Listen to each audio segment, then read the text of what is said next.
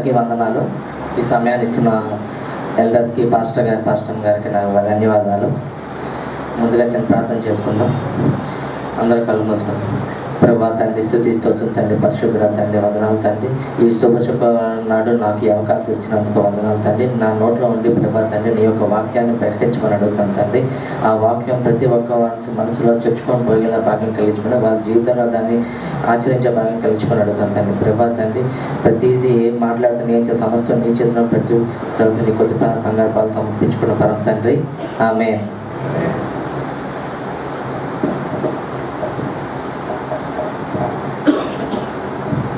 ఐదవ మాట యోహాను 19:28.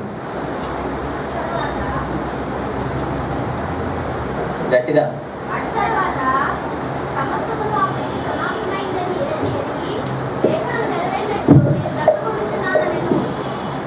దీంట్లో మొదటిది ఏమన్నారంటే లేఖనం నెరవేరన్నట్టు, స్క్రిప్చర్స్ హ్యాస్ బీన్ ఫుల్ఫిల్.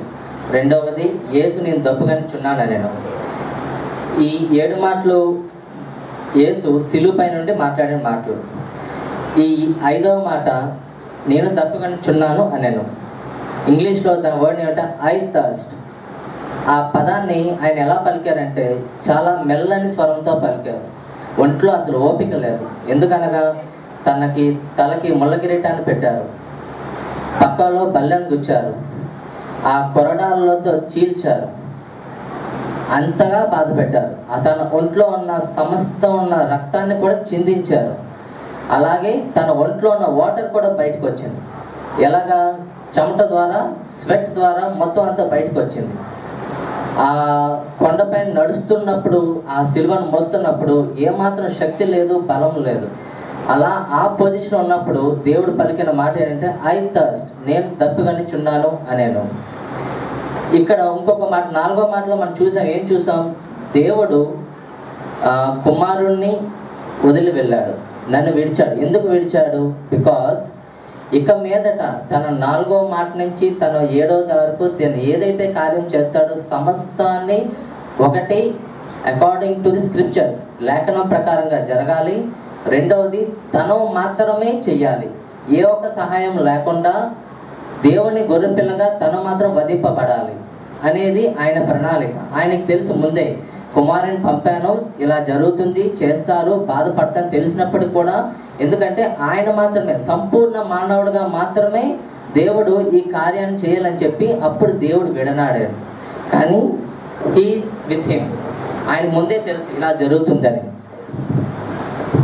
ఎవరి కోసం చేశాడు ఆయన? మానవాళ్ళ కోసం చేశాడు. మన కోసం ఆయన శిలువలో బలి అయినాడు. తన అద్వితీయమైన కుమారుని మన కోసం ఇప్పించాడు, తన కోసం ఆ బలి ఇప్పించాడు.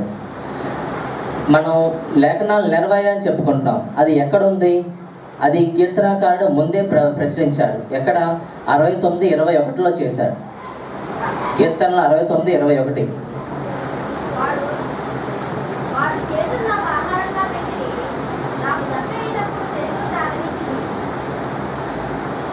మనం యోహాను 19:29 చూసినప్పుడైతే ఫస్ట్ మాట ఆయన దప్పికొనిచున్నాడు, రెండోది ఆయనకి చెరకను పెట్టి ఆ యొక్క సోర్ వైన్ని ఆయనకి ఇచ్చినట్టుగా చూస్తున్నాం. సేమ్ అదే దాన్ని కీర్తనకారుడు ముందే దాన్ని రాసి పెట్టాడు. దాని లేఖనాన్ని దేవుడు నెరవేర్చాడు. ఆ సమయంలో కూడా, అంత స్థితిలో కూడా, పడిపోతాను నా వల్ల కాదు అనే స్థితిలో కూడా దేవుడి యొక్క మానవాళి కోసం ఏం చేశాడంటే నేను లేఖనాన్ని నెరవేర్చాలి అనేది తన మనసులో పెట్టుకొని లేఖనం ప్రకారంగా దాన్ని నెరవేర్చడానికి ఐ థర్స్ట్ అని దేవుడు చెప్పాడు. అదే విధంగా కీర్తనలో ఇంకొక దాని కూడా ఇదే ప్రచురించి 22:15. కీర్తన 22:15.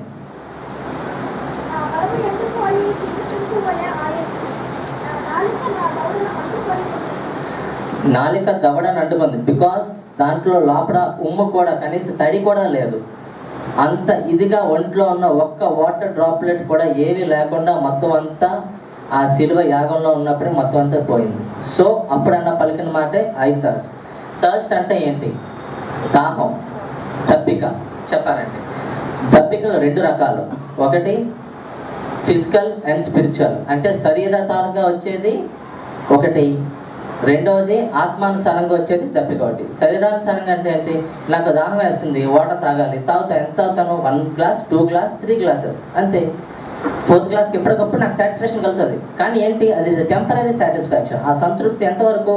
కొంతసేపు మాత్రమే. ఒక రోజు తర్వాత మళ్ళీ తాగుతా. అంటే అది ఎలాగుంటుందంటే ఎప్పటికప్పుడు it's has to renew.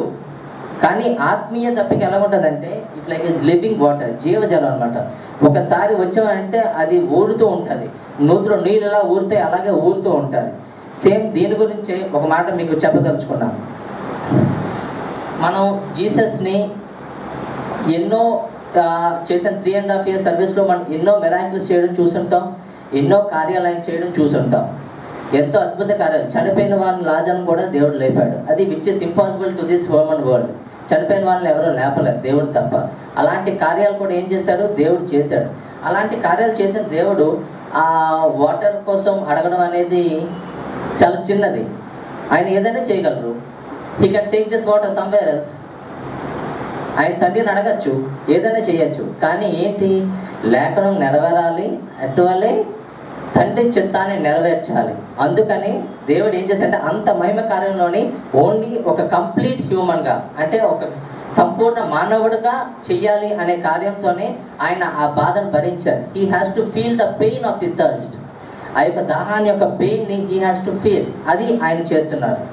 And next thing, ఇప్పుడు స్పిరిచువల్ థర్స్ట్. దేనికోసం ఆయన థర్స్ట్ చేస్తున్నారు? He's thirst for the love of God. Father, తండ్రి యొక్క ప్రేమ కోసం ఆయన తప్పికొని ఉన్నాడు. పరిశుద్ధాత్మ యొక్క సహవాసం కోసం ఆయన తప్పికొని ఉన్నాడు. అండ్ మానవాళికి తను రక్షణ ఇవ్వాలి అనే దానికోసం తప్పికొస్తూ ఉన్నాడు. అందుకని he said that I thirst. The thirst is nothing but a spiritual thirst. ఆత్మీయ దాహం. అది మనం ఒకసారి చూసి చేసుకోవాలి. లోకానుసారమైన దాహాలు ఏంటుంటాయండి?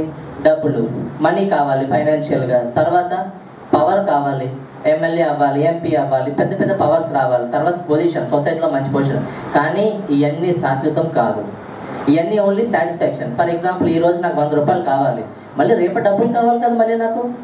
It's not a end. ఒక దానికి సమాప్తం అంటూ ఏమీ లేదు. దానికి సాటిస్ఫాక్షన్ ఓన్లీ ఫర్ టెంపరీ, ఎక్కడా ఉండదు. మరి మీరు హిస్టరీలో చూస్తాడంటే అలెగ్జాండర్ ఉన్నారు. అలెగ్జాండర్ ఎవరు? మొత్తం భూప్రపంచాన్ని తను ఏలుదామని చెప్పి దండయాత్ర చేసుకుంటూ వచ్చాడు. ఇండియాకు వచ్చి యుక్త వయసులోనే 36 ఏళ్ళ వయసులోనే తను చనిపోయాడు. కానీ తను ఒక్కడే చేశాడా? లేదు. తన వెనకాతలో ఉన్న లక్షలాది సైన్యం మందికి ఆ శక్తి ఉంది కాబట్టి ఆయన అంతవరకు జయించగలిగాడు. కానీ కంప్లీట్గా చేయించగలిగాడా? లేదు. ఒక అంటే విన్ అయ్యాడు, సాటిస్ఫాక్షన్ లేదు. మళ్ళీ ఇంకో దానికి వెళ్ళాడు, సాటిస్ఫాక్షన్ లేదు. మళ్ళీ ఇంకో దానికి వెళ్ళాడు, ఎక్కడ సాటిస్ఫాక్షన్ లేదు. అప్పుడు దేవుడు ఆయనకు ఒక చురక పెట్టాడు. ఒక ఎడారి దాటాలి. ఎన్నో ప్రదేశాలు, ఎన్నో కాంటినెంట్ దాటినప్పుడు నదులు ఉంటాయి, కొండలు ఉంటాయి, కోణలు ఉంటాయి. అలాగే ఒక ఎడారి దాటడానికి వచ్చారు.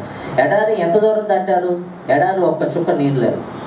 సైన్యం అంతా బలాస్టులు, అంత ఇంత కాదు, ఒక్కొక్కరు 10 మంది 20 మంది చంపగల శక్తి ఉన్నది. కానీ ఏంటి, వాటర్ లేదు.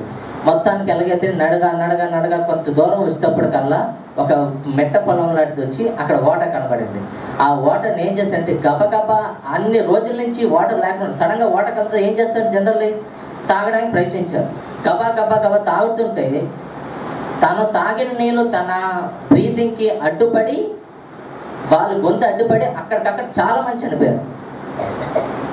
దేవుడు చేసి చూడండి, వాళ్ళ దప్పికి ఎంత ఉందంటే దేవుడు ఏం చేశాడంటే ఆ నీళ్లు దొరికింది ఏంటి, మెల్లగా తాగకుండా గబా ఎప్పటి నుంచో చచ్చిపోతాను, నేను బతకొని ఇక్కడ ఎప్పటికైనా తాగాలి అని చెప్పి అలా గబా ఫాస్ట్గా తాగుతున్నప్పుడు తన ఊపిరి పీల్చుకోవడానికి ఉన్నంత శ్వాస ఎక్కడైతే ఉంటుందో ఆ గొట్టాల్లోకి ఆ వాటర్ వెళ్ళిపోయి ఆ బ్రీతింగ్ అందకుండా వాళ్ళని చంపింది.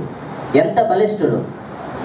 ఆ తర్వాత ఏం జరిగింది, అదే కార్యక్రమంలోని అలెగ్జాండర్ కూడా ఎంతో దండయాత్ర చేశాడు. కానీ చివరికి చనిపోయాడు. చనిపోయేటప్పుడు ఏం చేశాడు, తన యొక్క సమాధి పైన తన 2 చేతులు పైకి పెట్టి దాని సమాధి చేయమన్నాడు. ఎందుకంటే వచ్చేటప్పుడు ఏమీ తేలేదు, వెళ్ళేటప్పుడు ఏమీ తేలేదు, ఏం చేసినా ఈ లోకంలో ఉండిపోతుంది. అంటే మనం ఆత్మీయంగా మనం ఏదైనా తప్పిక అనేది మనం తీసుకోవాలి. ఇంకొక మాట చూద్దాం వాక్యంలోని. యోహాను సువార్త 4వ అధ్యాయంలో సమరయ స్త్రీ గురించి రాశారు దేవుడు. ఆ కథ మీకు అందరికీ తెలిసింది. అది సింపుల్గా చెప్తాను. అప్పుడు యేసు ఆమె దగ్గరకు వచ్చి నేను తప్పిగా ఉండాలని ఆవిడతో చెప్తాడు. కానీ ఆ పాయింట్లోని 4వ అధ్యాయం 14వ వచనం ఒకసారి చదవండి.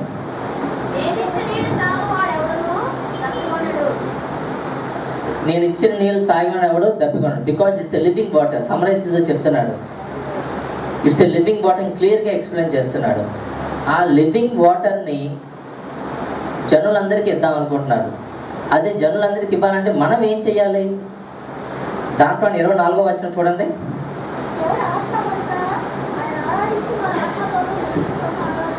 ఆయన ఆత్మ కనుక ఆయన ఆరాధించే వారు సత్యంతో ఆత్మతో ఇట్స్ ఎ స్పిరిచువల్ థింగ్. ఆత్మీయ సరైన దాహం కాబట్టి ఆయన ఎలా ఆరాధించాలి? అలా ఆరాధిస్తేనే దేవుడు మనకున్న దప్పికని తీరుస్తాడు.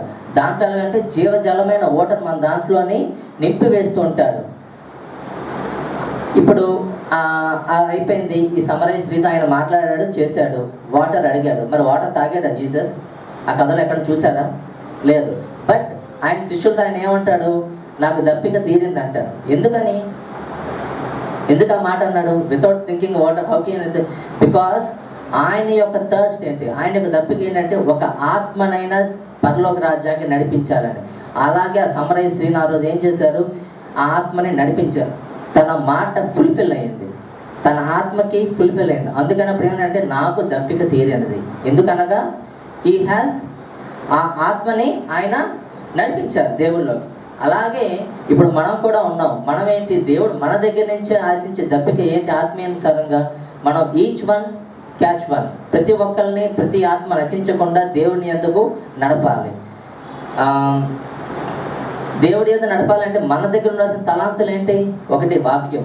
పాటల ద్వారాగా, మిరాకిల్స్ ద్వారాగా ఎంతమంది మారుతారు? కానీ దేవుని వాక్యం ద్వారా సమస్త జనంగా మారుతారు. దానికి ఒకటే ఆన్సర్ సువార్త. సువార్త మనం ఎంతైతే చేస్తామో, ఎంతమందికి అయితే వాక్యం ప్రచురిస్తామో, ఎంతమందికి అయితే ఆ వాక్యం గుండెల్లోకి వెళ్ళి ఆ హృదయ లోతుల్లోకి దూరి ఎవరి మనసు అయితే మారుస్తుందో అప్పుడు దేవుడి యొక్క దప్పిక తీరుతుంది. అండ్ నెక్స్ట్ దీంతో ముగిస్తాను. ఇంకొకటి ఆత్మీయసారంగా మనం చెప్పుకున్నాం, ఆత్మీయసారం దప్పిక. ఇంకొకటి ఏంటంటే ఇప్పుడు నేను సువార్తకు వెళ్ళలేదు, అప్పుడు ఏం చేయాలి? We should send someone. వెళ్ళు లేదా పంపించు.